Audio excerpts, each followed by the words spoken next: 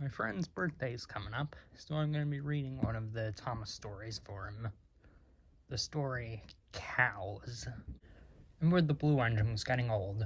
His bearings were worn, and he clanked as he puffed along.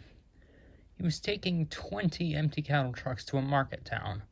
The sun shone, the birds sang, and some cows grazed in a field by the line. "Come on, come on, come on," puffed Edward. "Ow, ow, ow, ow," screamed the trucks. Edward puffed and clanked. The trucks rattled and screamed. The cows were not used to trains. The noise and smoke disturbed them. They twitched up their tails and ran. They galloped across the field, broke through a fence, and charged the train. Between the 13th and 14th trucks, the coupling broke, and the last 7 trucks left the rails. They were not damaged and stayed upright. They ran for a short way along the sleepers before stopping.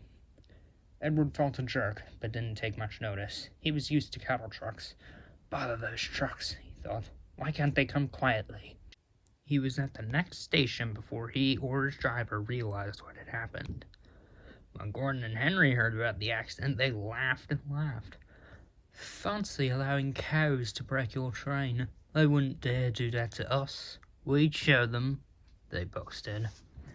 Edward pretended not to mind, but Toby was cross.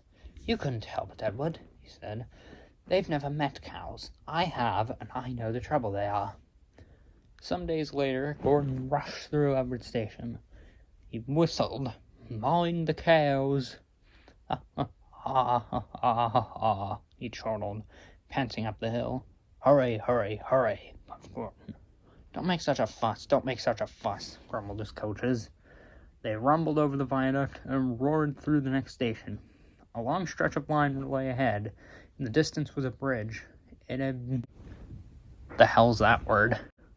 Had high parapets each side. It seemed to Gordon that there was something on the bridge. His driver thought so too. "Whoa, Gordon," he said, and shut off steam.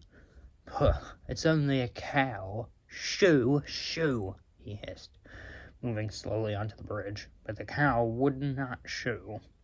She had lost a calf and felt lonely. "No," she said sadly.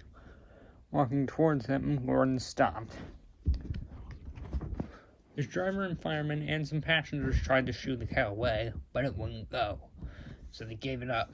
Presently, Henry arrived with a train coming from the other direction. "What's this?" he said grandly. "A cow? I'll soon settle her. Be off, he hissed. But the cow turned and mooed at him. Henry backed away. I don't want to hurt her," he said. Driver, fireman, and passengers again tried to move the cow, but failed. Henry's guard went back and put detonators on the line to protect his train. At the nearest station, he told them about the cow. "That must be Bluebell," said a porter thoughtfully. "Her calf is here, ready to go to market. We'll take it along." So they unloaded the calf and took it to the bridge. "Moo, moo," wailed the calf. "Moo, moo," bellowed Bluebell. She nuzzled her calf happily, and the porter led them away. The 2 trains started. Not a word. "Keep it dark," whispered Gordon and Henry as they passed. But the story soon spread. Well, well, well," chuckled Edward. 2 big engines, afraid of 1 cow." "Afraid? Rubbish," said Gordon huffily. "We didn't want the poor thing to hurt herself by running against us. We stopped so as not to excite her. You see what I mean, my dear Edward?" "Yes, Gordon," said Edward gravely. Gordon felt somehow that Edward saw only too well.